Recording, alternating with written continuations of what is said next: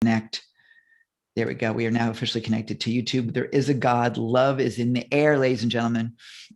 Welcome to World Love Week. Once again, thrilled to have you guys with us today. And this is, by the way, I can say good morning, good afternoon, good evening, wherever you are in the world, because it is morning in Southern California where Bridget is. It is the middle of the night here in Australia, 3 a.m. But today, this morning, and this morning actually technically here as well, you're going to be treated to the excitement of Bridget Callahan. And I tell you, I'm thrilled to have her with us because when most speakers, executives, and entrepreneurs go to create a presentation, they really have no idea how to convey what they want to say in an engaging and compelling way. But after working with Bridget, her clients show up with PowerPoints that are easy for them to deliver. The audience ends up retaining the concepts and remembering the speaker as the true expert that they are. They don't have death by PowerPoint, in other words. Bridget's on a mission to end the tyranny of those boring PowerPoints or keynotes for that matter. And she's passionate about helping people and speakers create presentations that engage and inspire their audience and turns them into raving fans. Today, you're going to discover how to break through slide shame. I haven't heard of that before. Slide shame, good way to call it. How you can love your slides again and how your audience is going to love you for being nice to them and nice to their eyes. Just even look at the presentation she's delivering right now, just through your eyes as you see her elegantly in the screen with the right lighting, with the right backdrop. Ladies and gentlemen, Bridget Callahan, how you doing? Good. Thank you. It's great to be here. A World Love Day or World Love Week. It's just, love it. It's many World Love Days combined. Thrilled to have you. Well, yeah, I mean, I'm ready to share some great before and after slides and really give people a chance to see what does a good slide look like. And learn to love your slides again. Yay. That's a great slogan. Learn to love your slides again. I love that. I love that. Well, I'll let you run because I know you got some stuff prepared, and I can't wait to see this because we're graphics people. We talked a bit before we went live, and so when Bridget was like, "Here's what we do," I'm like, "Oh, I got to hear this. I got to see this." And I love the before and afters. It's sort of like watching a train wreck and how it got rested. So I will let you take it away, and I'll be here with you as needed. Okay, great. Let me get set up here. I did make you a co-host, I think, didn't I? There we go. Okay, yeah. So are you seeing my slides okay? I love it. Yes, that's beautiful. That's great. So we want to break through slide shame, and we want to see how we can love our slides again. So what would it be like for you to love your slides again? If you've ever loved your slides, or maybe you haven't, what does that mean, right? And for some, how many people might have a presentation coming up so that tension is coming up that I need to get this going here. So in 20 minutes, I'm going to show you how you can up-level your presentation slides to match your expertise and to convey your message so your audience is thrilled they listened and glad they came. And we're going to look at how the brain works and retains information from a visual sense, and how your talk can convey 100 or 1,000 more words per slide than what you say alone. We always heard that a picture is worth 1,000 words. Well, I'm going to tell you why, okay? And your audience will appreciate your efforts and they'll want to work with you. Again, my name's Bridget Callahan and I'm your presentation experience strategist. I've worked many live events, taking changes from speaker slides just before they hit the stage and providing that calm effect for them so they can be their best. I've worked many large shows and small, and I've got to witness the results of these speakers and how their audience reacts. And unfortunately, I've seen many of them wondering if their time was well spent. I realize the impact the event can have on the audience, and I've seen all too often how speakers can make or break their experience based on their presentation and delivery. It amazes me how much money is invested in an event with travel, hotels, meals, venue rental, and yet they don't spend much mind share to the content and delivery of their message. To give you a little more background about me, I've worked with many Fortune 500 companies, including medical, pharmaceutical, banks, and auto.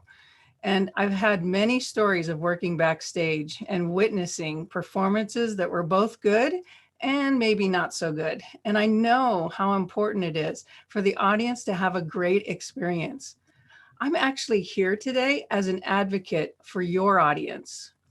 And I'm being their voice and letting you know what they need to see in order for them to consume and understand the information you're providing, and maybe even generate a higher conversion rate due to their increased connection with you.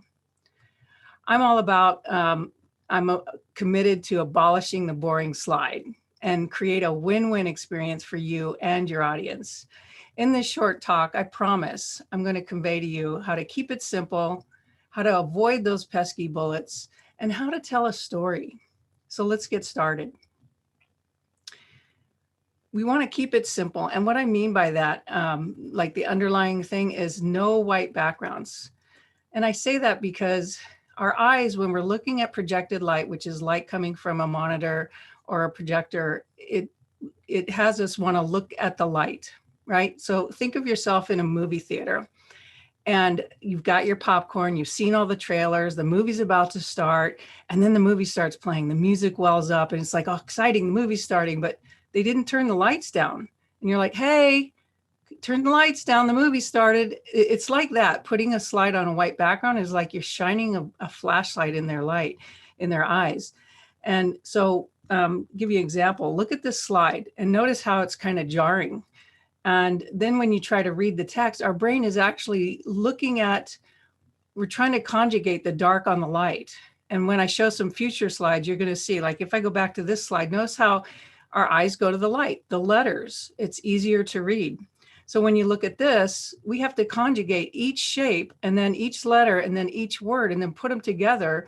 And then we form a word and then a sentence and then a paragraph. You're talking about a lot of brain power. And if you want to put your audience to sleep, put all your slides on a white background. They'll be dead in 10 minutes. They're just gonna, their brain will be dead. They just can't listen anymore.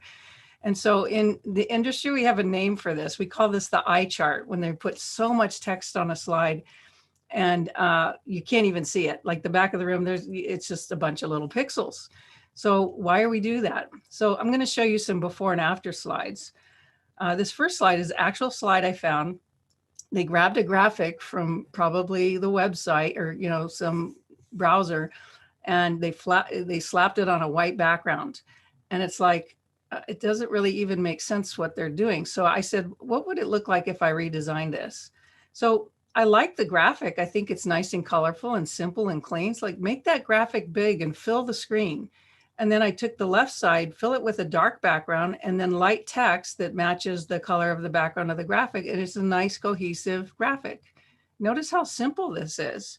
So again, before, that bright flashlight in your eye, and after, it's compelling. It's got that wow factor. It's pleasing. It's engaging. This next slide is a client of mine. This was his sample funnel.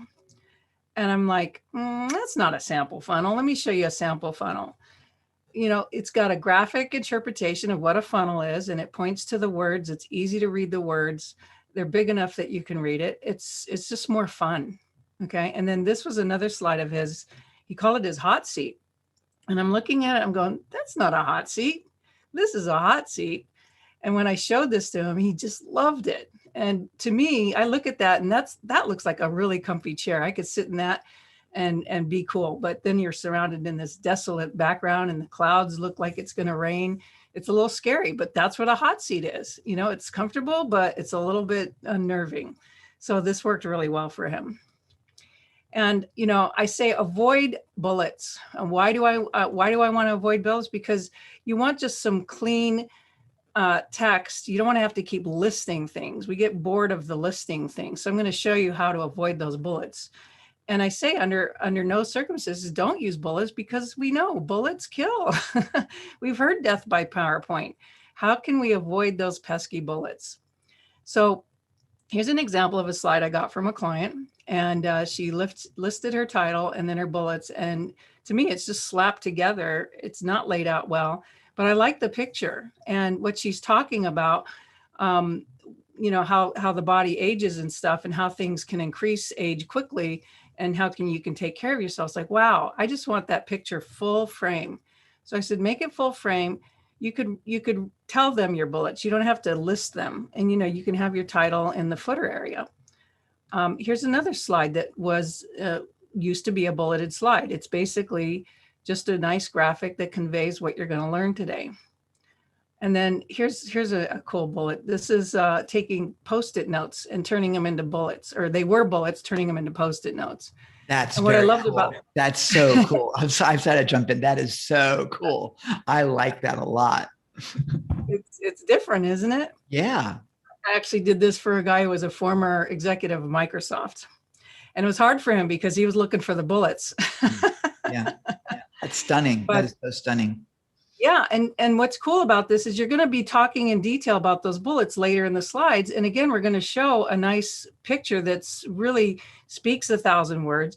And we would take that Post-it note and put it in the corner of the picture so it related to that bullet. Sure. And you might have 2 or 3 slides that go with that bullet, or that Post-it note in the corner. And then here's the last one. I don't have the before slide, but imagine this slide was a white slide with 4 bullets in it. And this is what I turned it into.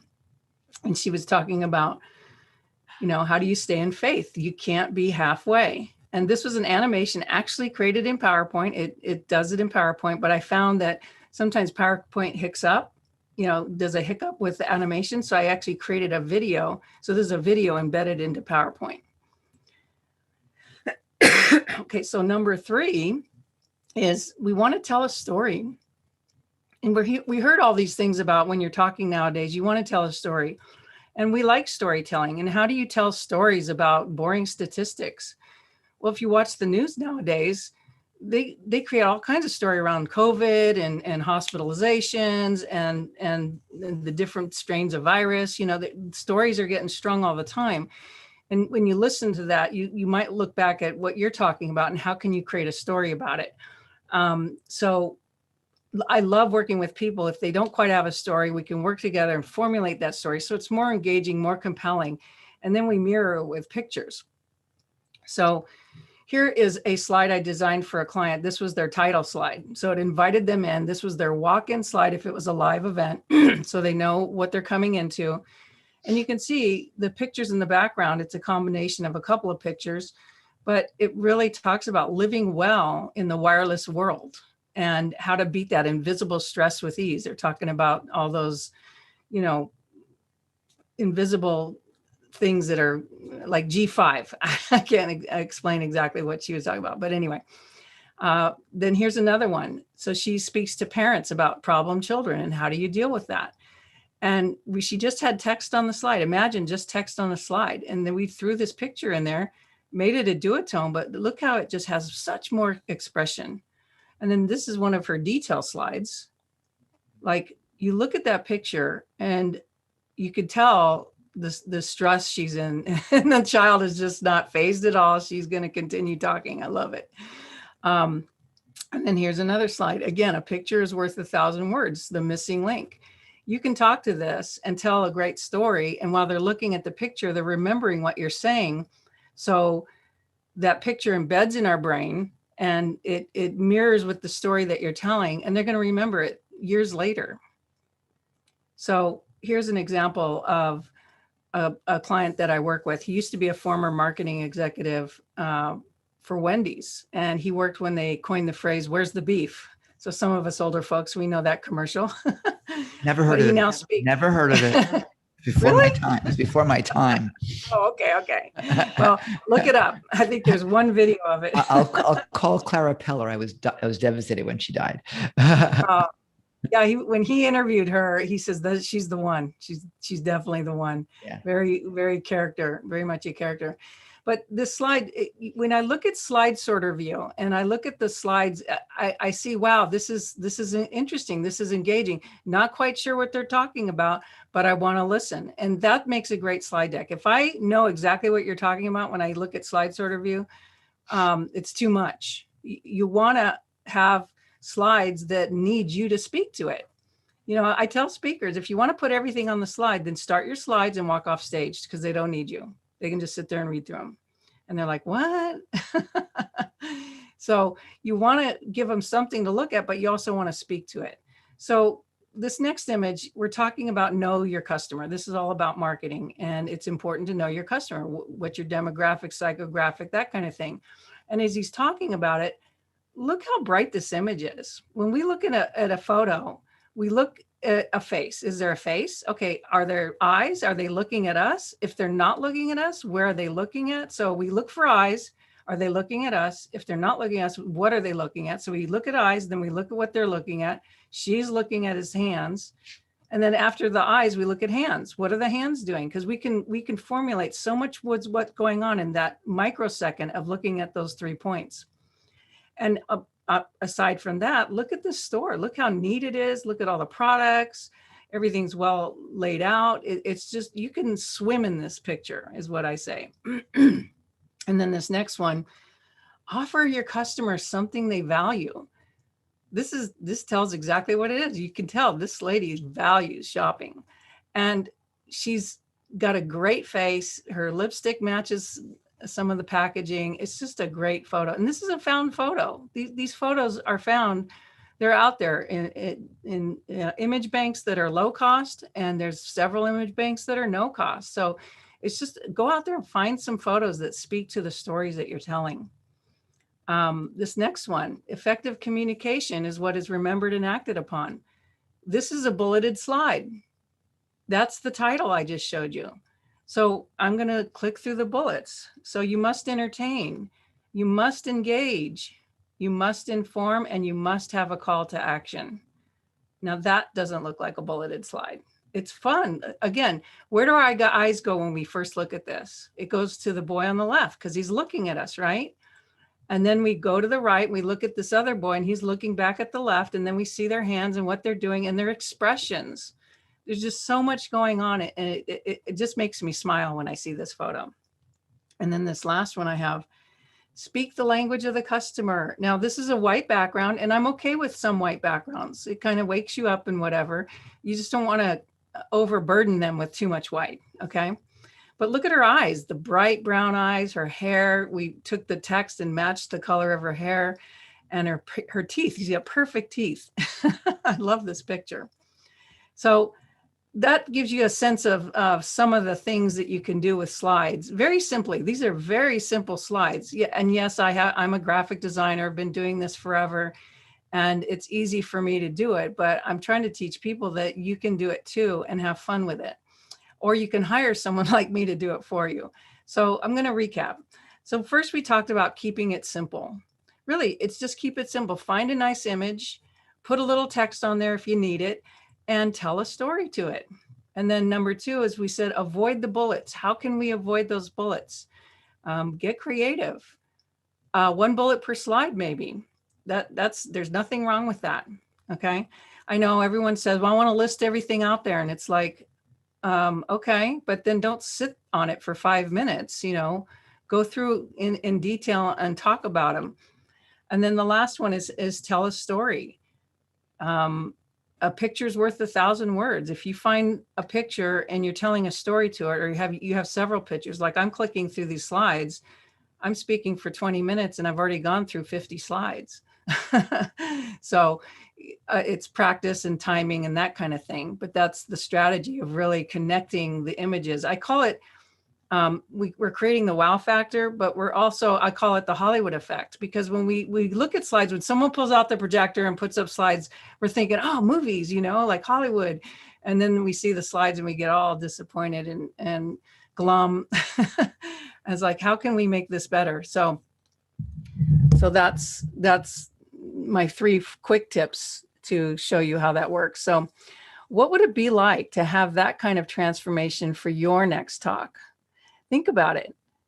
If you could have fun with your presentation, engage them, and connect them better to who you are and what you're about, that would make a huge difference. So I hope you learned some valuable things today. Presentations will look different to you now, I promise you. People tell me they never look at slides the same again, and they'll see slides and they'll tell me, oh my God. I had 2 students that were interns with me for a summer, and they were in 11th grade. And after I taught them how to distinguish a good slide, all they could do is call me and tell me and complain about their teacher slides. And I mean, horrible stuff. So hopefully from this, you might be able to up-level your presentations. So imagine sitting in front of your computer and you're about to work on your slides and you have a solution that can make it much easier. Well, designing impactful slides so that they can captivate and convert will help you to sell your products and services or ideas better. We want to love our slides, right? That's what it's all about. That's awesome. So what That's gorgeous. results will That's you great. produce beyond what's done before now, and that will have you show up as an expert? So what I want to share with you is my free gift on how to access how to create great slides. I created this 60-minute series of videos on how you can create better slides. And it goes through colors, fonts, graphics, how to create a statistic. How do you create a statistic slide? Very important. And then statistics sell. You know, if you can pull statistics out, that has a big impact on people. This normally sells for $197, but I'm giving it to you free. So you just have to go to createslidesthatconvert.com/love. That's And you're going to awesome. love your slides again. And we'll have it on the dashboard too, you guys, as well. So it'll be on Bridget's page. So not to worry about that. You can either go to the URL or again, it's on the dashboard to make it easy for you. These are gorgeous, just stunning. Thank you. Keep going. I'm So I'll sorry. just go ahead. Oh no, I'm done. That's it. That's pretty much it. You, I finished a little early. you did fine. You're great. It's funny. We talked before we started about how I have one person that was a purple fanatic and just destroyed the color purple because there's some really nasty colors, shades of purple. I guess it's nasty shades of everything. But I tell you, this is gorgeous. This slide is the color, the drama of the slide, the yellow that goes with it. Just stunning. I got to tell you, for me, waking up at 2:30 in the morning to do this presentation, and for what you did for my eyes are in such gratitude to you. I got to tell you. No, I'm serious. I mean, the quality of what you're saying, what you're demonstrating is so beautiful, and you put time and energy into it, and that does show that you love your audience, and that means a lot. Oh, damn, you took my slides away. They're gorgeous, and to have that experience, I hadn't thought about white slides the way you mentioned it. And, and I've been doing presentations for 39 years or more, maybe. Got to check the calendar again.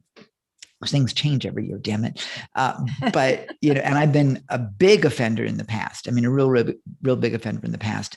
And even, as I have new presentations coming up next week, trust me, I'm going to be going back, and I've done a bunch of similar stuff to what you're doing, but you have it finessed so beautifully that it's like, I want what she's having.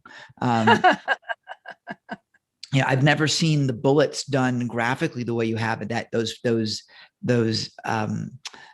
post-it note. Oh, that is so cool. That was so cool. And your kid with the call outs, for really creative, really creative. And even your animations, luckily enough, the way you did them here in Zoom came out looking fine. That can be dicey in a lot of cases.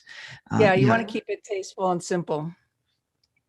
Yeah, sometimes people overdo it with technology because, I have some new stuff and there's too much glam and glitter running around. I really do. And you make a good point about you have 50 slides in 20 minutes. So what? They're not heavy slides. I mean, they may be big files because of the graphics, but so what? You made it so engaging. And I was like, what's next? What's next? So you really did create that. And I am a skeptical audience. I will tell you, I'm very, when I see people do slides, and I saw a couple of slides, I think I saw a couple of slides with Calibri. I hate that font. I want the person who designed that font. I want to take them, tar and feather, rip them apart. I mean, it's ugly. It's nasty. For